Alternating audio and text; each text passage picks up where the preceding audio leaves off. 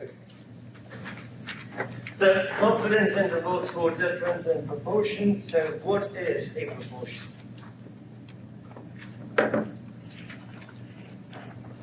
Read us take a test. There were questions on proportion. See how low we did on it? How much did you bring out?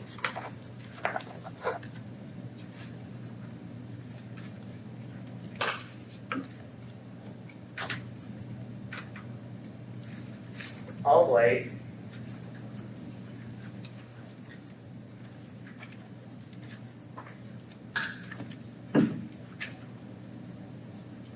What is a proportion? Relative frequency. A relative frequency. All right, let's start with an example of a proportion. I'll just give a simple, easy one. The proportion of students who eat at Chick-fil-A. Right? It's probably 100%. No, I'm not a big fan of those things. People go crazy over it. So, now that I've given an example, why don't you give me an example?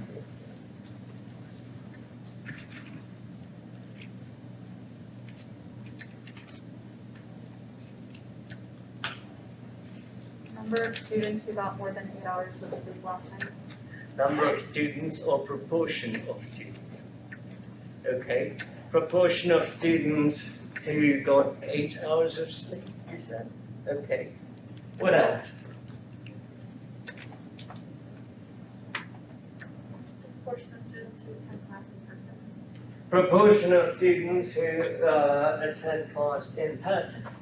Okay, so those are examples for a single proportion. Now we have to compare two proportions in the sense we have independent samples, sample 1 and sample 2, just like what we did with mean. We have population 1, population 2, mean 1, mean 2. We're going to find the difference in proportions P1 minus P2. There are certain assumptions that need to be satisfied for us to use this procedure. The sample that we collect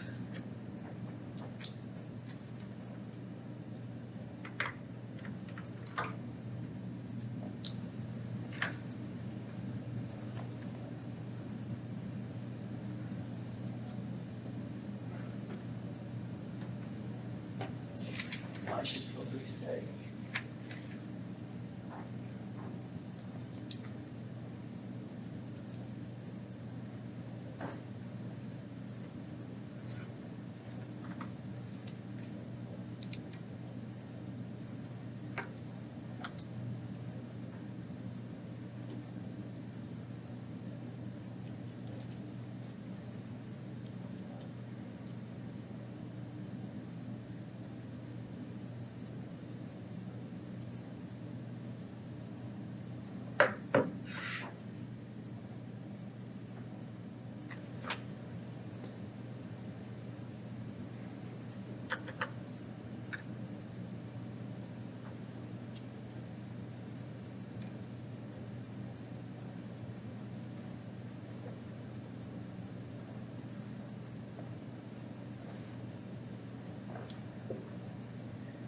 So the population, those populations must be at least 20 times larger than the size of the sample. And the populations must be independent and they must follow a normal distribution. If those two assumptions are satisfied, then we can get this interval and the interval would make sense. I'm going to assume for all our problems that the assumptions are satisfied because my objective is just to explain the method to you. So I need two proportions from two different populations that we'd like to compare. Just like we compared means, we want to compare proportions. Very good, Alison. but everyone here is in person, so it's a good example though, but I just can't collect data here.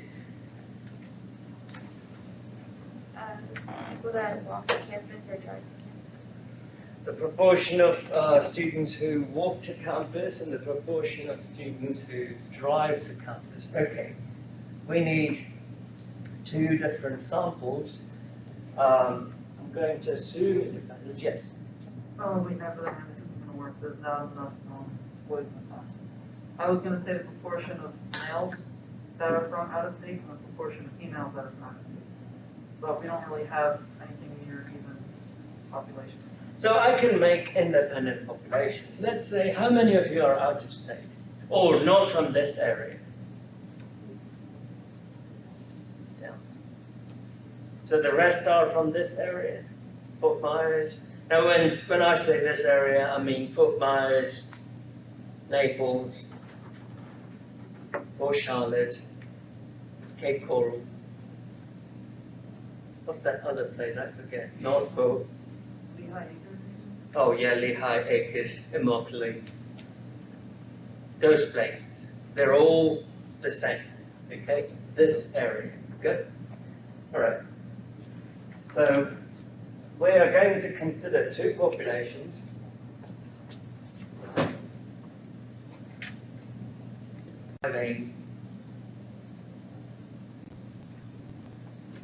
So we're going to consider two different populations, people who are local from this area and people who are not local in a sense outside of the 4 places or 5 places that I mentioned, not Southwest Florida. But it wouldn't be a good example for us to consider driving versus walking, correct? We can't walk from Lehigh Acres, good luck. Right? It's just not feasible. So let us think of another proportion that we can work with. Go ahead. Oh, are we still using the populations of area versus not area? Yes. Okay, never mind. I was gonna say on campus or off campus, how's it? So the campus thing is not going to work. How about this? We want to find an interval for the proportion of students who have dogs in the Southwest Florida area versus the proportion of students who have dogs outside of the Southwest Florida area. Does that make sense? Do we agree that those two populations are independent? Southwest Florida, outside Southwest Florida? Okay.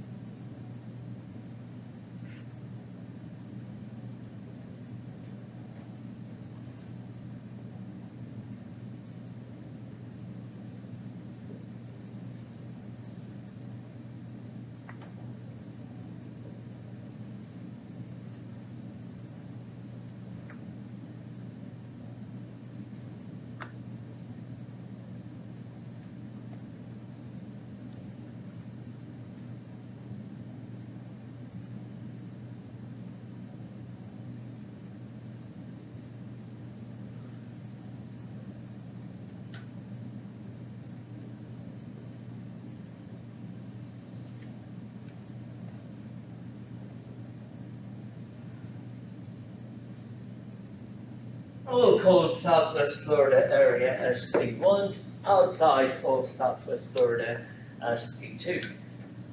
The proportion, I mean.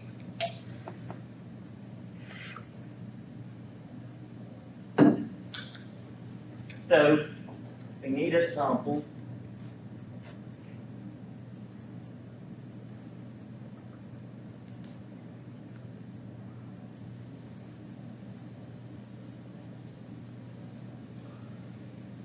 How many of you are from this wonderful area?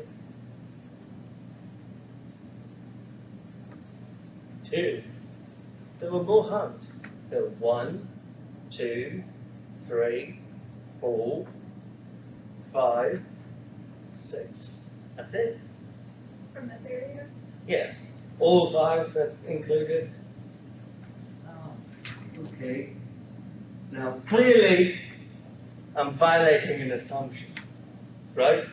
So in the homework, they would make sure the assumptions hold true, but I'm more interested in making sure that you understand the concept. That's why I collect a sample from here. But in practice, we can't do this because I just violated the assumption. How many of you have dogs?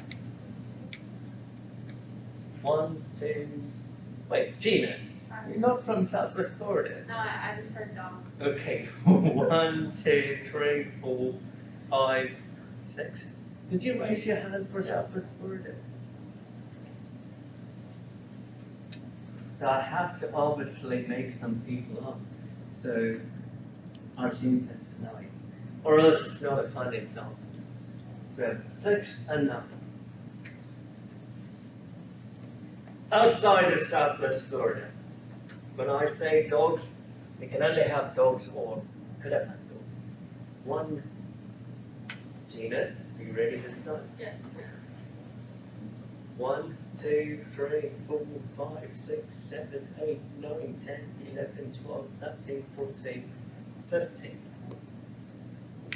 Dogs. How many of you have dogs? 1, 2, 3, 4, 5, 6, 7, 8, 9, 10, 11. Okay.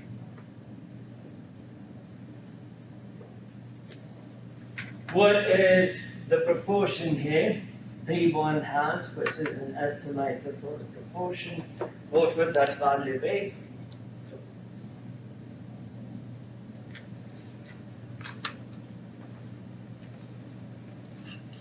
.66 for PA. Come again? 0.66. Yeah, that makes sense. I'll just call it 0.67. How did you get that? Divided 6 into 9. 6 over 9. Okay, how about P2 hat? 0.73 and 3.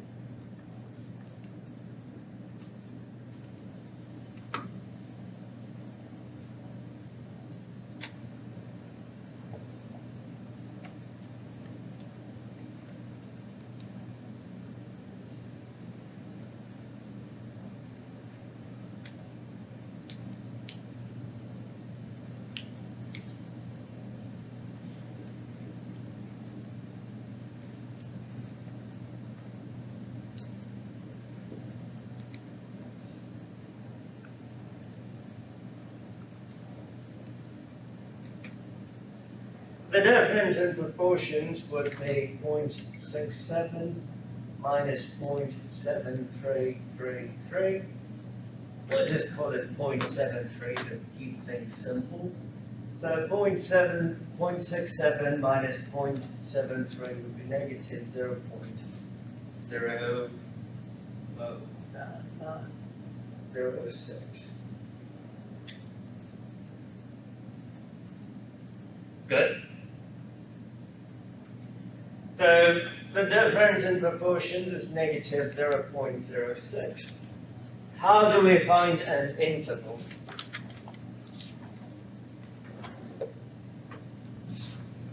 And what do we do with the 2, the critical value and the standard error? Multiply them to your We multiply those 2 to get margin of error. the margin of error.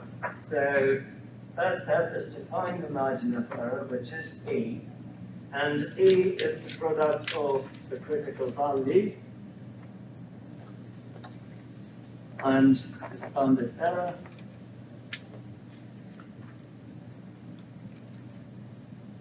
Can you see that the process is very similar to what we did last time? Yes? Do we need a confidence level? Very good, Lauren. I'll put it over here. I forgot, my bad. Can you see that the process is the same as the previous procedure? Very few things are going to change. What is going to change? Well, the critical value will change. The critical value is obtained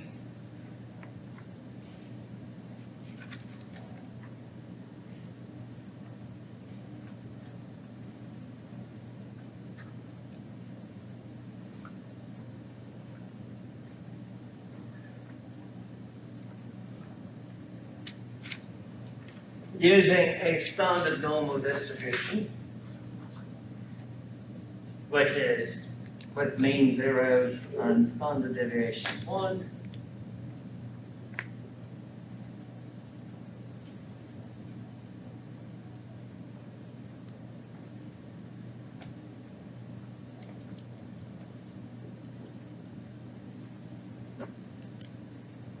What function will be used in the calculator?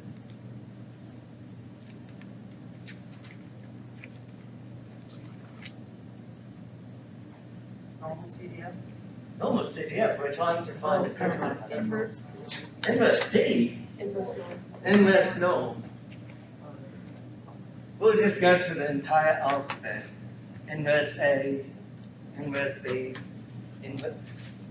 Look what you did, Caitlin. I wrote inverse D. Okay. So we have to use inverse norm. But before we go to that, as Doran pointed out, we need an alpha. The value of alpha, let's set the confidence level.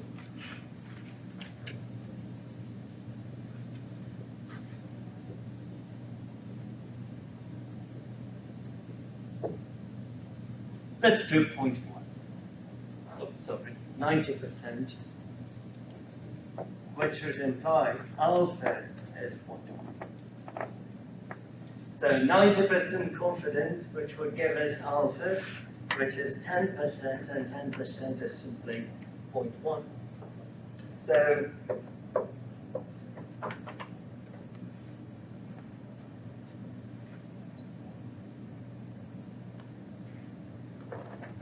how many sides does an interval have?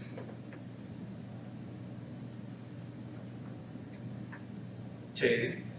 So we have a total alpha of 0.1. So what should we do with that 0.1? We have to, what did we do last time? Divided it by 2.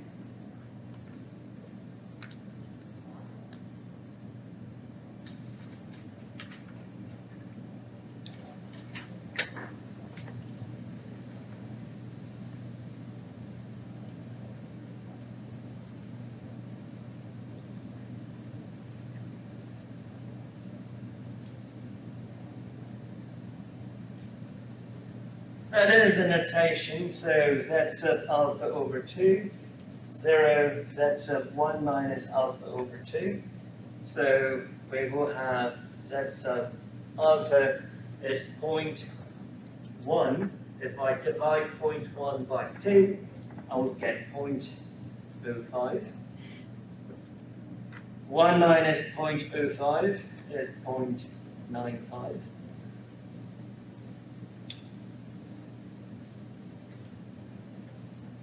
Does it matter which one you pick? No. Why not, Caitlin? You find one, you multiply by -1, you get the answer. So let's be positive and pick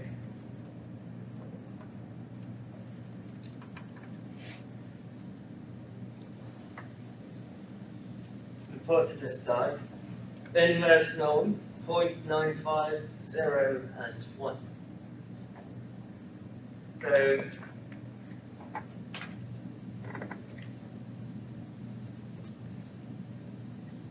you can use your calculator. So what is the critical value? I think it's 1.641.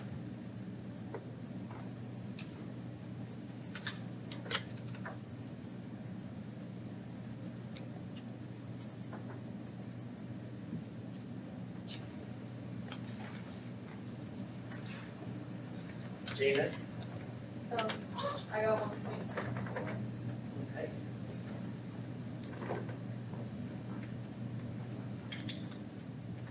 It's 1.645.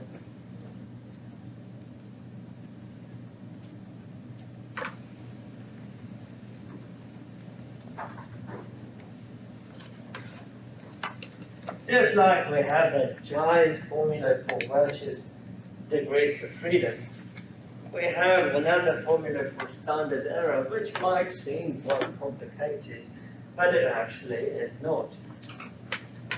You don't have to memorize it, all you have.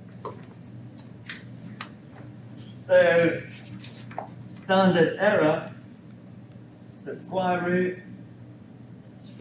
Don't forget the square root. P1 hat times 1 minus P1 hat divided by N1 plus P2 hat times 1 minus P2 hat divided by N2. Do you see a similarity between this formula and the formula with the unpooled or not pooled case for means? Long time ago, or last week, over here we had S1 squared, right? And there we had S2 squared. Now, since it is proportions, we have P1 hat times 1 minus P1 hat, and P2 times 1 minus P2 hat. So, how do I remember these things? One, I've done this for a long time. Two, there is theory behind it. This is just a standard deviation. I won't get into it, so that's how I remember these formulas. So go ahead and plug in the values. Unless you are a pro with the calculator, do not try to evaluate everything in one step.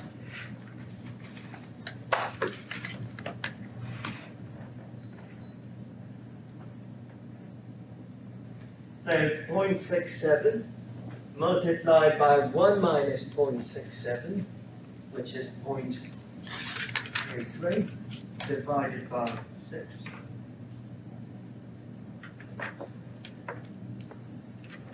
P2 hat, it was 0.73,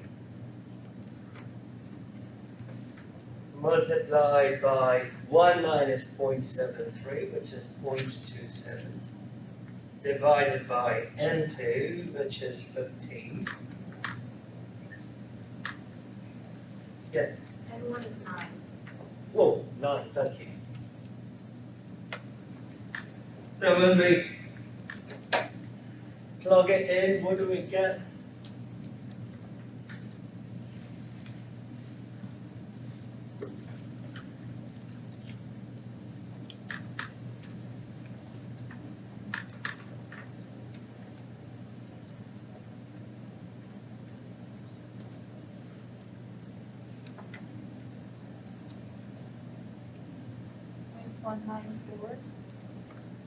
.194.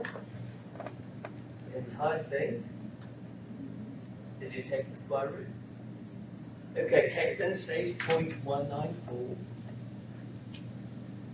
Is she right? Exactly 0.194? 18204. 0.194182. Oh, I see. 0.1941. We can keep things simple, and I'll just call it as 0.19. So, we have the standard error, we have the critical value. All we have to do is multiply the two to get the margin of error. So standard error is 0.19. Critical value is 1.645. And what do we get? 0.31.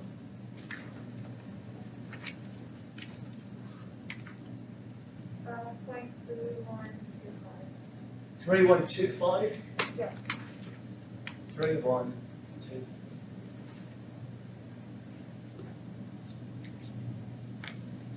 What did we do after we found the margin of error?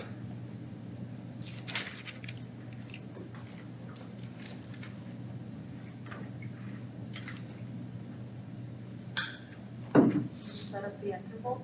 We set up the interval and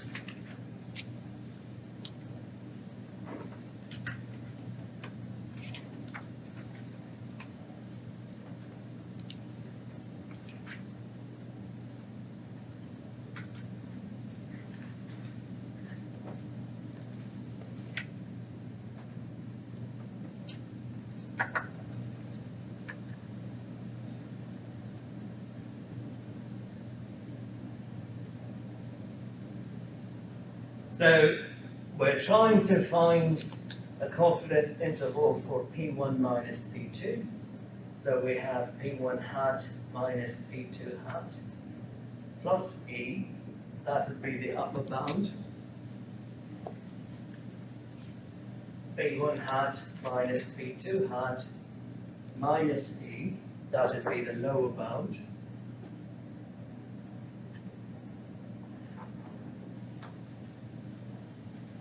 The difference was negative 0.06. I'll round that to 0.31 to keep things simple.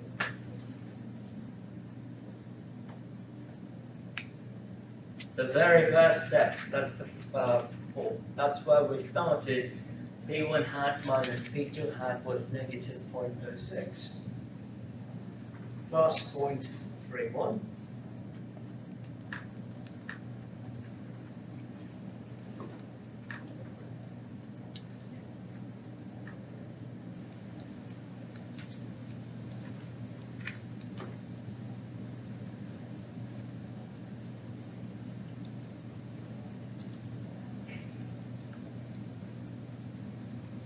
Is no.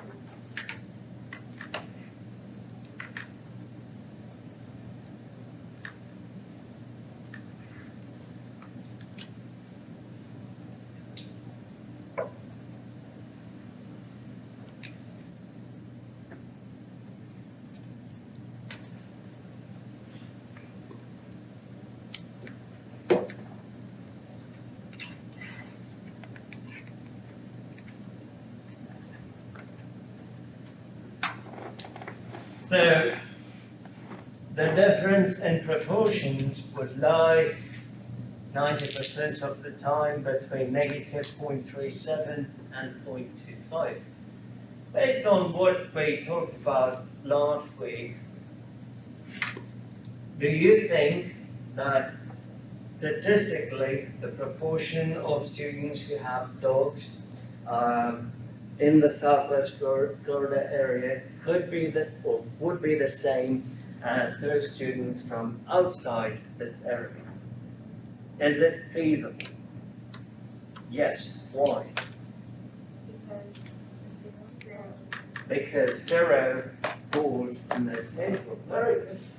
So, since zero falls between negative 0.37 and 0.25, even though we know from our sample P1 hat was 0.67, P2 hat was 0.73. Completely different numbers. Mathematically, they are different, but is the difference statistically significant? No. How do we infer that from the interval? We look at the interval and we're going to see if zero falls in that interval. If zero falls in that interval, there is a probability with which they could be the same. So is the difference significant? No. Could we say, are they the same? No, we cannot. Even though there is a difference, it is not statistically significant. Does that make sense? Good? That is a good place to stop.